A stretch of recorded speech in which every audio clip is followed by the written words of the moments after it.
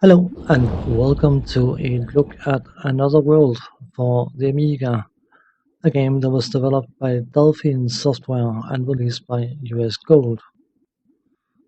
As you can probably gather from the introduction, you play the role of a professor who's busy doing some particle acceleration testing thing, and Mother Nature says, "Nope, not happening." So things go a bit haywire, and he is transported, whatever, to another world, hence the title of the game. Your objective is to navigate different areas and solve different challenges in order to return to your own world course. And the challenges are many and quite challenging, to be honest. You have wildlife to contend with some quite innocent looking and yet, as you can see, quite lethal, and also other wildlife which is not so innocent looking but equally lethal. And then, of course, you have various different guards and other stuff to fight. But the overcoming physical challenges is only part of it, because you also have to break down doors and crawl through mine shafts and that kind of stuff. Let's cover the technical side of things.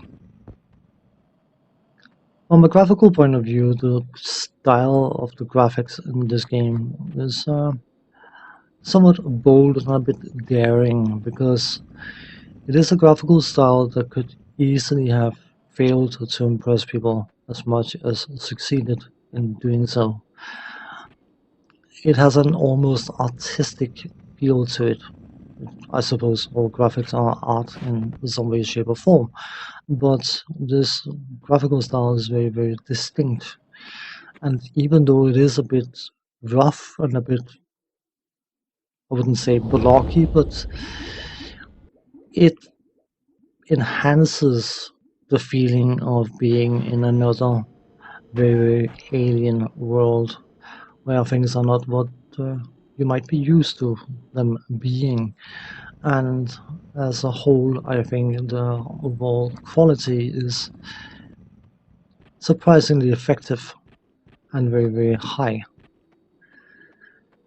Animation level could be a bit smoother and all that kind of stuff, but again, it's a whole package from the visual style. There's not an awful lot of music, and whatever music there is pleasant enough. I don't want to rate it neither particularly positive or negative. It's something I can take or leave. The sound effects are very, very fitting, appropriate. I was about to say the same word in one go. Don't do that. It's clumsy. But it is very fitting for the game, even though they are a bit loud. I do like the sparky kind of sounds that you get from the weapons, or the laser weapons you eventually can get your grubby hands on. And I think the sound design again adds to the general atmosphere of this game. Controls wise, you have a sort of, not really, Prince of Persia movement set available to you. You can walk, you can run, you can do small jumps, and you can do large jumps.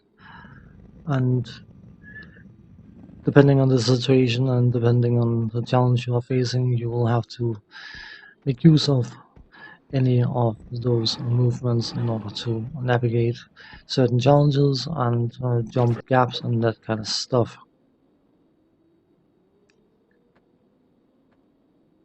The controls are responsive.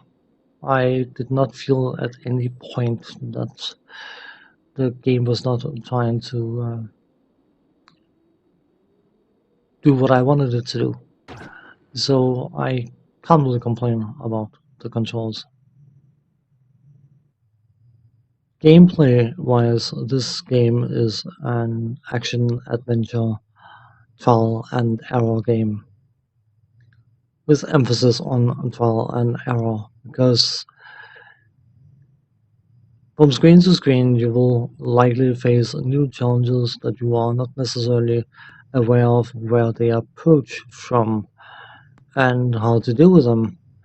And the progression is going to be one screen at a time.